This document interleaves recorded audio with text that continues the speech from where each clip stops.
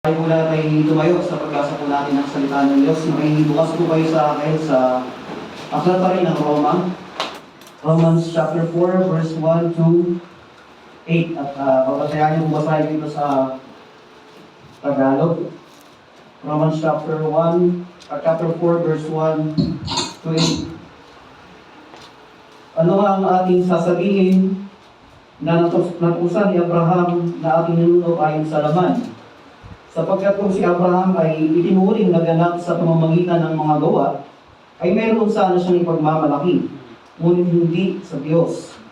Sapagkat ano ang sinasabi ng kasulatan? Sumampalataya si Abraham sa Diyos at iyon ay ibinilang sa kanya na katuwiran.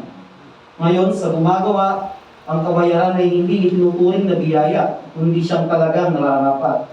Ngunit sa kanya na hindi gumagawa, kundi sumasampalataya sa kanya, na maaaring ganap sa masamang tao, ang kanyang pananampalataya ay itinuturing na katuwiran.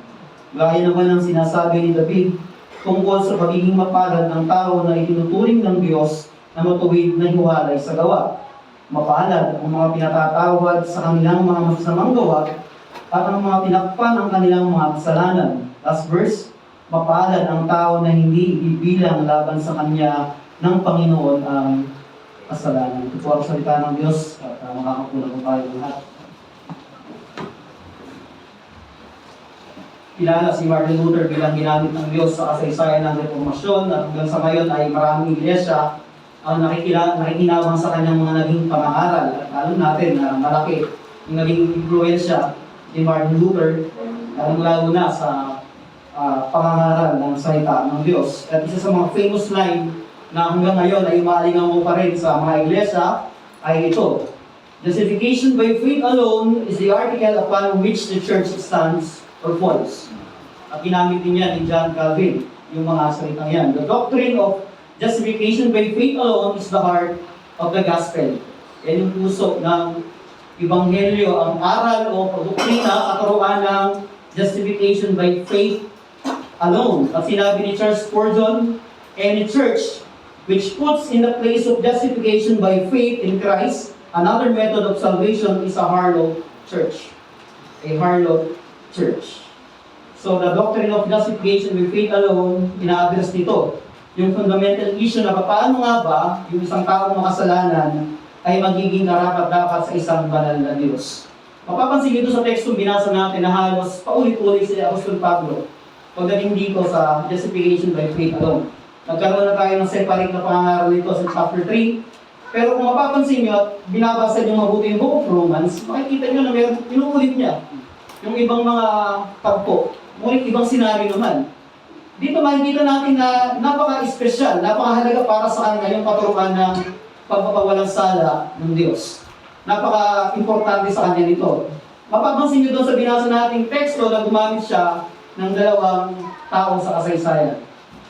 Makita natin doon si Abraham at si David. Nasaksihan natin doon sa pangangaral natin nung nakaraan sa chapter 3 na mayroong objections, possible objections na ina-expect si Apostol Pablo sa kanyang mga sinulatan o sa mga taga-Roma. At alam na, hindi niya ini-anticipate dito yung mga Gentiles na magriribat doon sa kanyang mga sulat, kundi ang ini-anticipate niyang magriribat dito yung mga kapwa niya Hudyo. At maraming objections dito sa Ebanghelyo na ipinapangaral ni Apostol Pablo. Ngunit determinado si Apostol Pablo, napaka-clear, powerful, ng kanyang depensa doon sa magiging objection ng mga Hudyo. At ang isang sa objection na yan ay kailangan niyang tugunan yung idea na yung gospel, o yung faith, yung justification by faith alone is a new teaching. Para sa mga Hudyo, bagong aral ito na dinadala ni Apostol Pablo na itinuturo sa kanila. Eh kung bago yan, kontra yan sa lumang tipan. Laban yan sa Torah na pinangahawakan din naman ng mga Hudyo. At kung kontra yan o laban yan sa lumang tipan, so kailangan i-reject yan. No? Kailangan tamihan kung laban yan. Pero nakita natin sa Romans chapter 3 verse 21, sinabi doon ni Paul, but now, the righteousness of God has been manifested apart from the law, walay sa mga gawa ng kautusan, although the law and the prophets bear witness to it. No, sabi ni Apostol Pablo, sinagot ni Pablo yung objection ng malinaw, ng may kalinawan. At para bigyang diin pa na totoo yung kanyang sinasabi, ginamit niya yung dalawang persona sa kasaysayan, si Abraham at si David, para patutuhanan na yung justification by faith alone ay hindi bagong aral o bagong katuruan. At yan yung masasaksihan natin dito. Bakit inuulit ni Apostol Pablo yung ganitong klaseng mga aral? Ipinakita niya doon sa chapter 3 yung kahalagahan ng pagpapawalang sala ng Diyos hiwalay sa anumang magawa, at pagdating sa chapter 4, binigyan niya pa ito ng mas matinding diin. Idiniin na pa na hindi ito bagong aral. Ito ay nangyari na sa lumang tipan pa lamang. At yung kinikilala nilang Ama sa pananampalataya, matindi pa. Yun yung ginawa niyang big example. At hindi lang yan, kundi si Hari David ay isa sa ginawa niyang halimbawa sa aral o katuruan ng justification by faith alone. Tingnan natin yung context ng chapter 4. Doon sa verse 1, ito dininay dito ni Abraham na si Apostol Pablo na si Abraham ay kasama doon sa verse 27-28 na walang may pagmamalaki. Hindi siya kasama sa doon na all boasting is excluded because the justification is by faith. Ibig sabihin, maging si Abraham pasok dito. Hindi siya exempted dito na yung kanyang mga gawain hindi makakaabot sa Diyos yun. Hindi siya tatanggapin ng Diyos. Bibigyan niya ng diin yan. Doon pa lang sa verse 1 and 2. Tapos, pagdating doon sa verse 3, pinakita niya rito yung ebidensya ng faith. No? Yung justification by faith. At ipinakita doon sa verse 4 and 5 and 6 to 8, kinukonfirm niya rito yung soberano pagkilos ng Diyos, yung grasya, yung biyaya ng Diyos na sa kanyang pagiging likas bilang Diyos, nandun yung awa niya na ibinigay niya doon sa mga taong makasalanan. At dyan, kukunin natin yung simpleng mensahe natin ngayong hapon. Binibigyang katuwiran ng mapagbiyayang Diyos ang mga makasalanan na hindi gumagawa para sa kaligtasan, ngunit naniniwala kay Kristo. God graciously justifies the ungodly sinner who does not work for salvation but believes in Jesus Christ. Yung simpleng mensahe na makikita natin dito sa tekstong binasa natin. Although marami pa tayong mga katotohanan makukuha dito, pero sa pagbasa ko ng konteksto na to, ito yung nakita kong pinaka-importante dito, yung pagiging gracious ng Diyos, pinawalang sala yung mga makasalanan, hindi dahil sa kanilang mga mahubuting gawa, kundi sa pananampalataya. At malinaw na ito, pananampalataya na sa isang persona. Pananampalataya na sa Panginoong Jesucristo. Kaya dito ang tanong natin, paano ba ipinakita? Ano ba yung pinakita dito ni Apostol Pablo? Paano nabibigyan hustisya? Nang salitang ito, yung pagbibigay ng Diyos ng katwiran sa mga taong makasalanan. Meron tayong dalawang makikita diyan. Una, justification by faith alone eliminates the potential for boasting. Yung pagpapawalang sala sa pamamagitan ng pananampalataya lamang, ay inaalis ito yung potensyal para sa pagmamalaki o para sa pagmamupuri. At yung pangalawa ay justification by faith alone imparts the blessing of forgiveness. Pinapakita nito yung sa pamamagitan ng pananampalataya ay nagbibigay ng biyaya ng kapatawaran. At isa yun sa magandang makikita natin mamaya. Doon sa verse 1 and 2, si Apostol Pablo ay inantin niya rito na maging si Abraham, inuulit natin, ay walang makayahang ipagmalaki yung kanyang mga gawa sa harapan ng Diyos. At ginawa niyang prime illustration dito, si Abraham, kung paano siya ay pinawalang sala ng Diyos sa pamamagitan ng pananampalataya lang din. At alam naman natin na si Abraham ay kinikilala yan ng mga Hudyo bilang kanilang ama sa pananampalataya. And ay pinangakuan siya ng Diyos kasi yung magiging ama ng maraming bansa. No?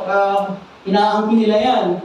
At alam niyo ba, yun sa mga Hudyong mga tagapagturo, pinukonsider nila si Abraham na isang righteous man of his generation.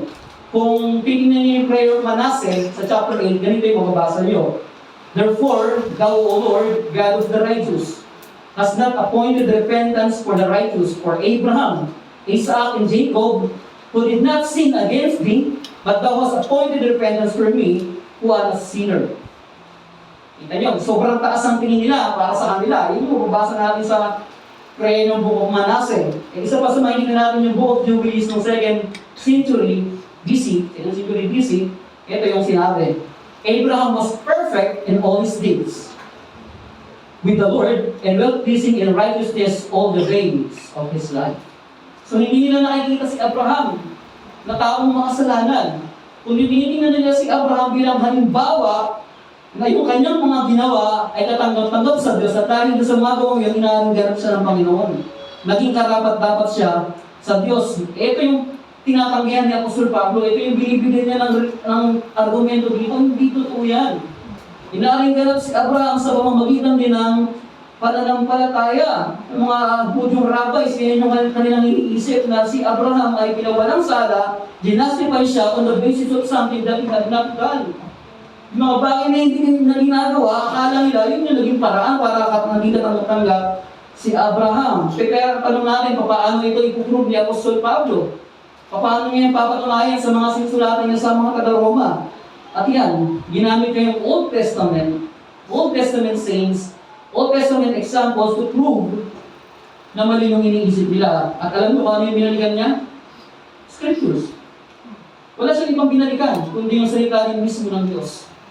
Hindi siya kumuha ng ibang idea, o nagtanong siya kung kanino man. Bumalik siya doon sa kasulatan. Hindi siya bumalik sa ibang opinyon ng tao, o sa karunungan meron siya, o sa karunungan ng sino man. Pagdating sa pagpapawalang sala ng Diyos, ito dapat yung tinitingnan ng tao.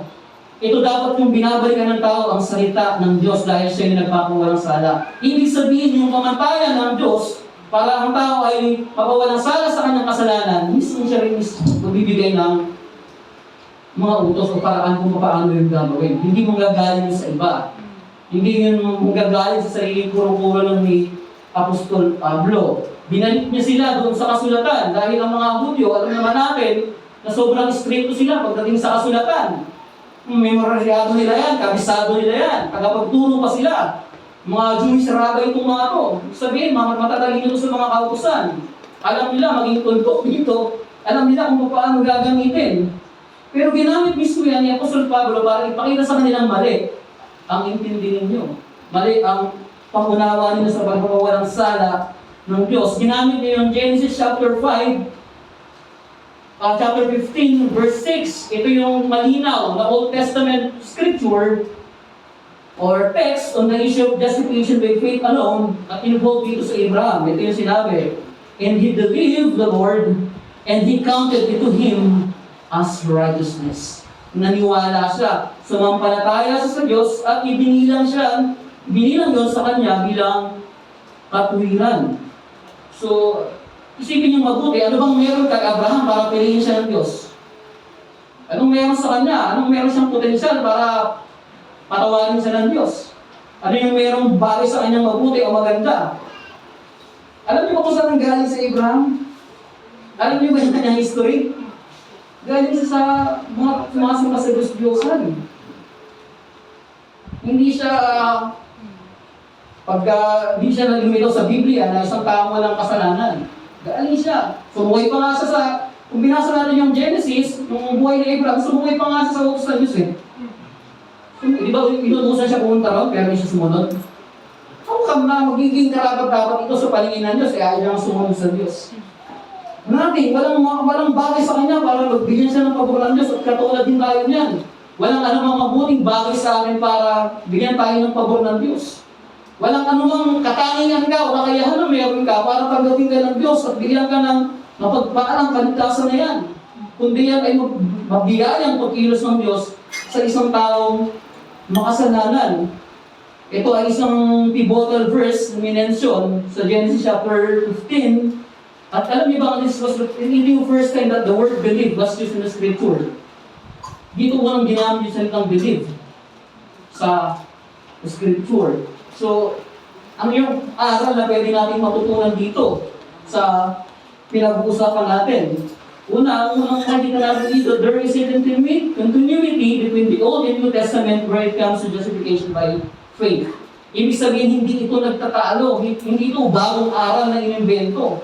Nagkakaisa ang luma at bagong tipan pagdating sa pagpapawalang sala ng Diyos.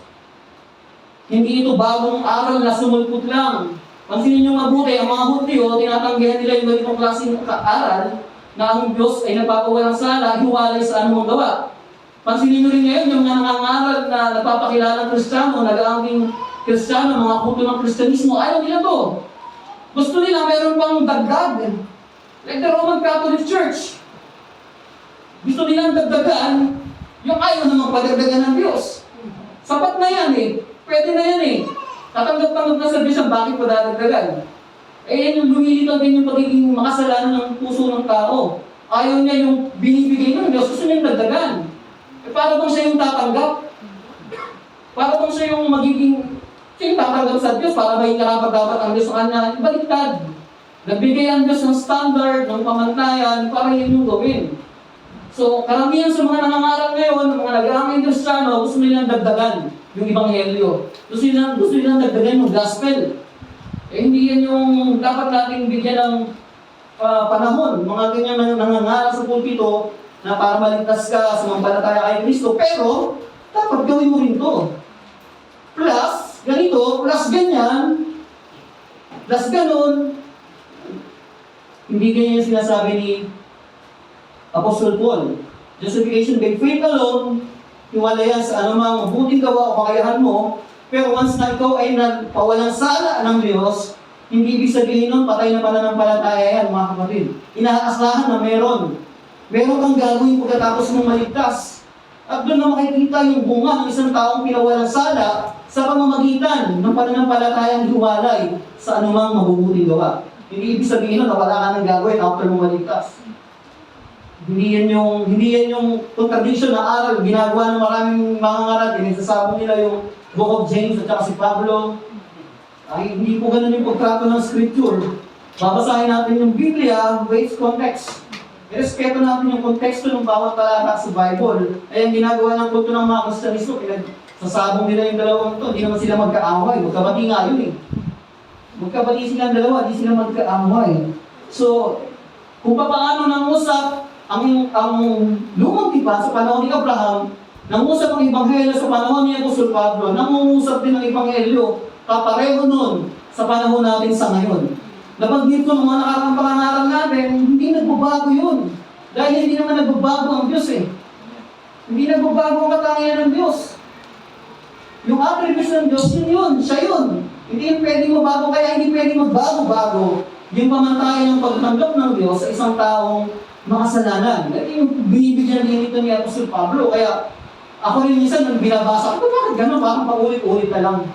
Pero meron siyang gustong puntuin dito eh. Meron mga aral, may mga prinsipyo tayong makikita. At na kung gaano nakatagal sinulit yung lumang tipan, vital pa rin yun hanggang sa panahon natin ngayon. Dahil nililinaw ng bagong tipan yung mga sinasabi sa lumang tipan. Pinapakita niya magkasama sila.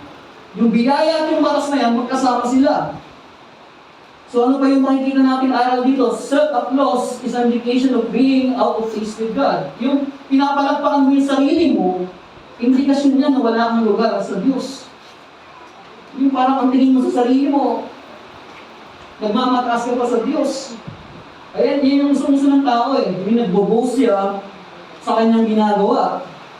Nagbo-boast sila, nagmamalakas sila sa relasyon nila sa pamilya, sa career, sa mga anak, sa kanilang social status. Ano pa? Nagmamalaki pag maraming pera, maganda yung bank account. Ay nagmamalaki sila pagka maganda yung kanilang religious status. No, yung kumpleto naman yung attendance ko sa church. Yan, yung marami akong kaalaman sa Biblia. Maganda yun, hindi natin sinasabi pa yun, pero pag hindi tayo nagiging maingat, nagiging dahilan yun. Na mas sinasandalan natin yung mga kakayahan na yan kaysa doon sa biyaya na ibinigay ng Diyos sa atin. So, this boasting comes from self-righteousness which is deeply rooted in pride. Hindi natin pwedeng sabihin, ay, pinawalang sala naman ng Diyos, wala na akong yan. No. Kaya nga, tuloy-tuloy yung mortification of sin. Tuloy-tuloy yung pagpatay sa kasalanan. Hindi lang yan once in a lifetime experience. Tapos na. Hindi ganun yung sinasabi ni Apostol Pablo. Si Charles Riley, sabi niya, if we did anything to merit our salvation, we would be forever boasting about it in heaven. The fact is that we will do nothing, so Jesus paid it all. Ay, hindi magmamalaki. Binayaran natin Kristo yan. Kasi kung meron, pag nandun ka sa langit, mamalaki ka, teka lang. karapat dapat ako dito kasi ganito yung ginawa ko. Ganyan yung magiging attitude natin. Hindi naman sila ni George Wiley. John Flavel, sabi niya, it is hard thing to bring proud hearts to rest upon Christ for righteousness. God humbles the proud by calling sinners wholly from their own righteousness to Christ for their justification. Tinatawag yung mga ganitong klaseng kaisipan na magpailalim sa ginawa ni Kristo, sa nagpapawalang salang biyaya ng Panginoong Kristo. Kaya tayo mga mananampalataya, hinahamon tayo nito na kung ikaw ay totoong pinawalang sala, you need to appreciate. I-appreciate mo yung gandang ng pawalang sala ito ng Diyos. Kanina, napakinggan natin yung mensahe. No? Alalahanin natin. And this is one thing na sinasabi ni Apostol Pablo. Balikan natin, alalahanin natin yung magandang pagpapawalang sala ng Diyos. Dahil yun yung unang-unang magiging hakbang mo sa paglago mo sa kabanalan. Magkaroon tayo ng tamang understanding how God, ang Diyos, ang isang tao ay pinawalang sala, yung katulad mo at katulad kung hindi dapat sa Kanya. Eh minsan hindi na natin na-appreciate yung ganitong klaseng katuruan dahil sobrang nagiging proud na tayo. Member na ako ng isang local church. Marami na akong naririnig na malalawang na teologiya. And sometimes yung mga basic na mga katuruan, nakakalimutan natin. Na balikan, alalahanin, appreciate this kind of grace, and itas natin yung sarili natin dito sa mapagbiyayang awa na ito ng Diyos. Balik natin yung sarili natin dito sa nagpapawalang salang biyaya na ito ng Diyos. Alalahanin natin ito. Hindi natin fully ma-appreciate yung biyaya na ng Diyos kung meron tayong bahagi sa pagpapawalang sala na yan ng Diyos. And this is the beauty of justification. Yan yung ganda ng pagpapawalang sala, ang aral na yan ng pagpapawalang sala ng Diyos. At kailangan natin itong i-appreciate. No, i-appreciate natin yung bagay na yan. At kung ikaw naman ay bisita namin, wala ka sa Panginoong Kristo, ano yung nagiging dahilan mo para sabihin mo magiging karapat-dapat ka naman sa Diyos? Ano yung magiging basis mo para sabihin mo na ikaw ay tatanggapin naman ng Diyos pagdating ng panahon? Hindi. Ito sabi, malinaw to na ang Diyos ang nagpapawalang sala. Ibig sabihin, hindi mo kayang gawin yun. Ang kailangan mo gawin, lumapit ka doon sa anak niya, lumapit ka sa bugtong ng anak, sumampalataya ka sa kanya dahil siya yung bibigay niya sa'yo. Kahit anong gawin natin, kakayahan, anong mga merito, hindi tayo tatanggapin ng Diyos, apart from Christ. Kaya, napakaganda na ma-appreciate natin kung meron lang tayo mga bagay na pinangahawakan, i-renounce natin yan. Dali natin yan sa paanan ng cross ni Kristo. Even that we are Christians na, makaganda tayong Kristiyano, sometimes, mas nagiging malala pa yung kaisipan natin sa mga hindi mananampalataya. We boast. Mas nagmamatas pa tayo sa kanila na alam ko na yung Biblia, alam ko na yung Ebanghelyo na yan, paulit-ulit kong nabibig yan. Kaya nga natin paulit-ulit ipinapangaral kasi paulit-ulit natin nakakalimutan. That we are all justified by faith alone, in Christ alone, apart sa mga bagay na ginagawa natin. That is the beauty of the gospel. Pangalawa, ang pagbibigay katwiran sa pamamagitan ng pananampalataya lamang ay nagbibigay ng biyaya ng kapatawaran. Para i-prove na yung justification is by faith alone, hindi lang si Abraham yung ginamit ni Paul. Ginamit niya rin si King David. Ginamit niya si David bilang isang halimbawa. Dalawang pangalang malalaki sa kasaysayan ng Israel. Kilala itong dalawang persona na ito. And in both Old and New Testament, ginamit ito ni Apostle Pablo sa Romans chapter 4. Bagamat si Abraham ay nabuhay bago ibigay yung batas na yan, at si David naman nabuhay under the law, but still, nakikita mo dito, they are both justified by faith alone. Isa na wala pang batas, isa na may sa ilalim na ng batas, isa lang yung paraan para sila tanggapin ng Diyos. They are both justified by faith alone. Pananampalataya, hiwalay doon sa mga ginagawa nila. Pansinin niyo mabuti, dalawang kilala sa larangan ng pananampalataya.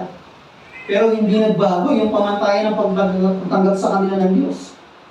Parehong sa pananampalataya, hindi nagbago. Ganon din yan sa katuruan natin na tinatanggap sa panahon ngayon. That we are justified by faith alone. Yun nga lang, mas luminaw. Mas naging klarado dahil sa persona ni Kristo. Si Kristo pala yung ipinapangako noon sa lumang tipan. Ito na ngayon, pinapangaral na ni Apostol Pablo at hanggang sa atin, minanamnam natin ang ganda ng Ebanghelyo. Yung magandang pagpapatawad na yan ng Diyos. Ginamit ni Paul yung Psalm chapter 32, verse 1 and 2. Kung binasa natin yung 6 and 8, quotation niyan, galing doon sa Psalm 32, verse 1 and 2. Ito yung sabi doon, "Blessed is the one whose transgression is forgiven, whose sin is covered. Blessed is the man against whom the Lord counts no iniquity, and whose spirit there is no deceit." Napakaganda. Romans chapter 4 verse 6, sabi doon, "Just as David also speaks of the blessing upon the man to whom God reckon righteousness apart from works." Alam niyo yung word na reckon? O reckon, sa iba't ibang sali ng Bible, sabi doon, reckon to past tense. Iba naman, reckon lang. So ano ba yung salitang yan? Ito ay isang mathematical term. No? Oftentimes ginagamit yan ng mga accountant o ng course-wide accounting. Ginagamit yan. It means to put one's account or to credit something to another's account. Ibig sabihin, yung kasalanan mo, yung utang mo, binayaran na yun ng iba. Ibinilang sa iba. Ikaw na may utang, ngayon naharap ka doon sa pinag-utangan mo, bayad ka na. At ibinigay yun sa iba. Iba yung nagbayad. Ibang account. Ibang account. Na makikita natin dito yung aral na sinasabi ni Apostol Pablo. Ang Diyos bilang nagbibigay katuwiran sa isang makasalanan ay hindi lamang nagpapatawad, kundi ipinahayag din silang matuwid. Yun yung ganda na makikita natin dito. Hindi lang sila pinatawad, hindi lang sila pinawalang sala, kundi ipinahayag din silang matuwid. They are declared righteous. Pinahayag sila, pero hindi ka ba naaawi sa pinawalang sala ka na, ipinagmamalaki ka pa? Sino bang mag-iisip ng gano'n? Napaka-privilege naman ng mga Kristiyano, pero totoo yan. Binayaran na yung utang mo, ipinagmalaki ka pa. Kaya sabi ko kanina, we need to appreciate the justification by faith alone. Ganito kaganda yung Ebanghelyo na makikita natin dito sa Romans na ito. So, binibless ng Diyos yung mga taong pinatawad, hindi dahil sa ginagawa nila. Like David. Alam natin si David, maraming accomplishment to.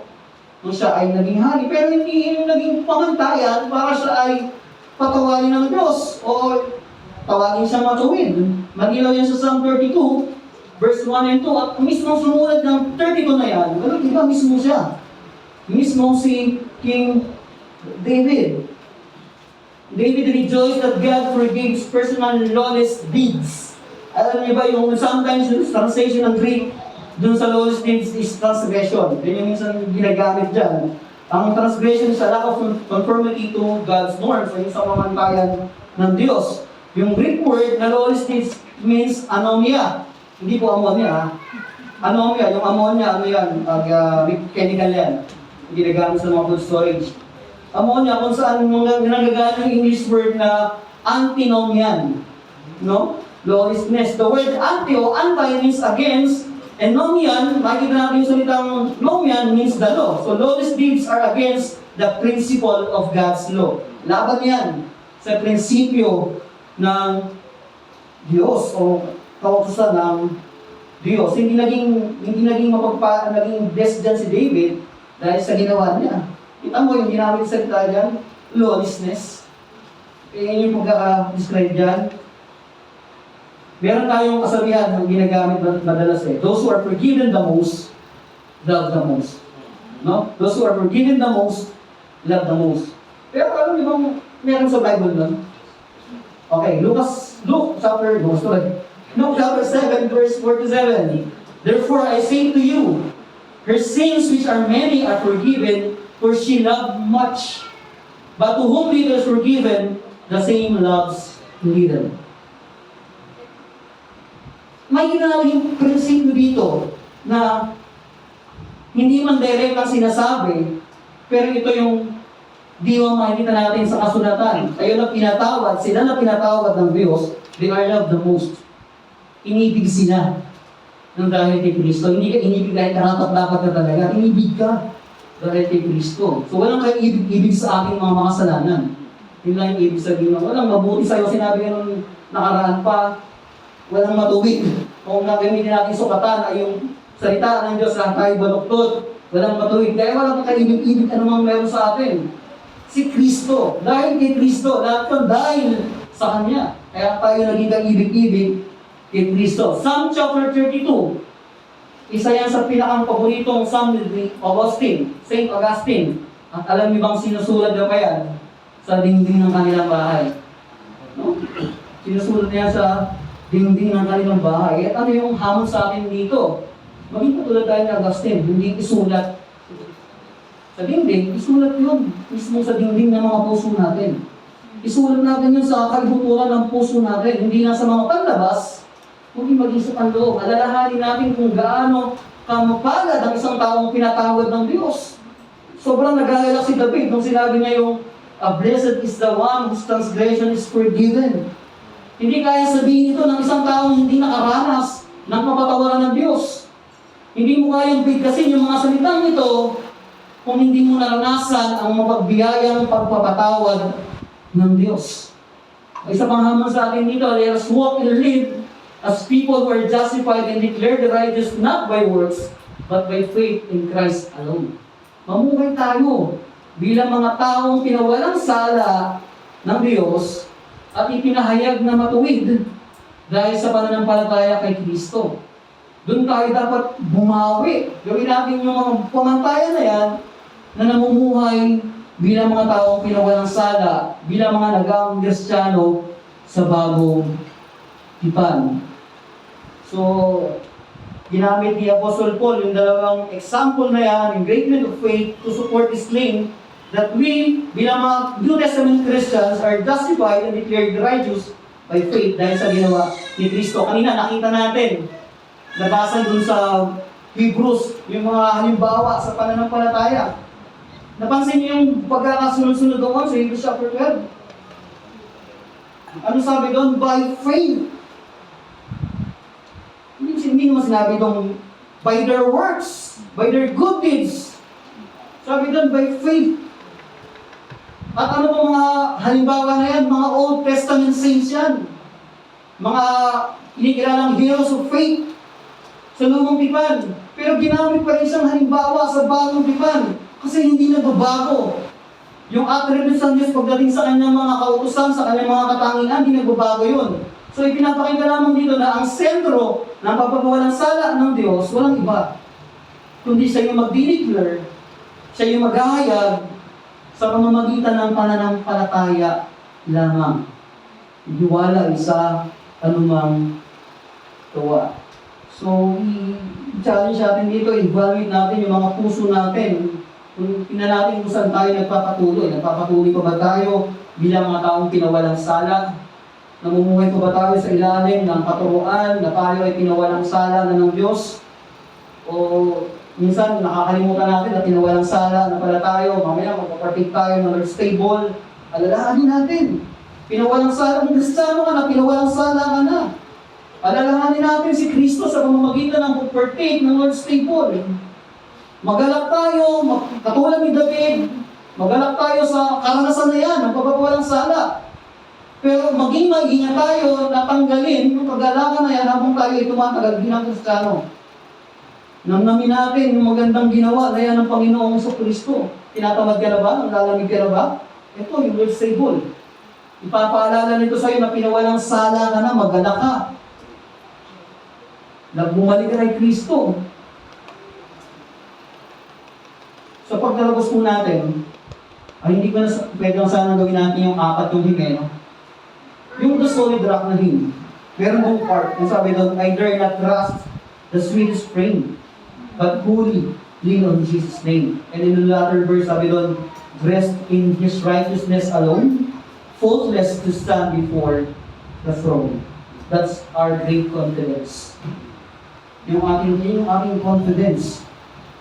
Sila ng mga natagpuan kay Kristo, sila ng mga nakasumpong kay Kristo. Walang question. There is no question about our righteousness. Dressed in His righteousness. Righteousness na yun. So hindi mo sinabi yung righteousness mo eh. Righteousness ni Christ. Napakaganda nun. There's no question about our standing with God. We lean on Jesus' name. We lean on Christ's name. We dress in His righteousness. And therefore, as sinners as we are, sabi doon, yet we are faultless to stand before the throne. If we meditate that song, yung hymn na yan, sobrang ganda ng mensahe. Sobrang ipinapakita niya kung ano yung katatayuan ng isang taong nakasumpong ng biyaya sa pamamagitan ng pananampalataya kay Kristo. Wonders of wonders, God justifies the ungodly. So ito yung makikita nating prinsipyo at mga katuruan sa Romans chapter 4, verse 1 to 8. Maaaring marami pa kung paano natin ito pag-aaralan. Marami pa tayong mga katuruan makikita rito. Sobrang tempting sa akin na takbuhan o jump from another text or another chapter. Pero nakita ko, ang daming aral na pwedeng makita rito. At yung beauty ng gospel, mas lalo nang binigyan ng bigong dito. Idiniin niya na hindi ito simpleng aral lang na ini-ignore ng marami. Kundi dito mo ma-appreciate yung katatayuan mo ngayon. If you are justified by faith alone, in Christ alone, you are blessed. So rejoice in Christ. Kung ikaw ay wala pa kay Kristo, yung ganitong klaseng kagalakan, hindi mo yan matatagpuan sa mga pansamantalang kagalakan lang. Lumapit ka kay Kristo. Sa Kanya ka lumapit. Sumumpalataya ka sa Kanya, siya lang yung pwedeng magbigay ng walang sala kung walang kapagpa sa Panginoon Yesu Cristo. Madalangin po tayo. Maraming salamat sa simpleng mensahe na napag-aaralan namin ngayon. We thank you so much for that word that we are justified with faith alone, in Christ alone. Walang mga bagay na pwedeng ihalo dito, isama dito para maging katanggap-tanggap kami. Nawa po ay patuloy namin ma-appreciate as we go further bilang mga mananampalataya. Habang kami ay tumatagal sa pananampalataya, ma-enjoy namin, ma-appreciate namin lalo yung mga aral na ito na nasumpungan namin sa salita ninyo. Magkaroon kami ng kagalakan, ngunit sa kabila niyan, matuto kami suwain at patayin yung mga kasalanan na po pwedeng mag-hinder sa amin to appreciate the beauty of the justification of faith. Nawa po ay makita namin yung simpleng katotohanan na ito at magkaroon kami ng kagalakan na balikan yung mga aral na kung saan ito ay sobrang ina-adore namin nung una kami ng Kristiyano. Salamat po. Pwede po kayo sa pangalan ng Jesus.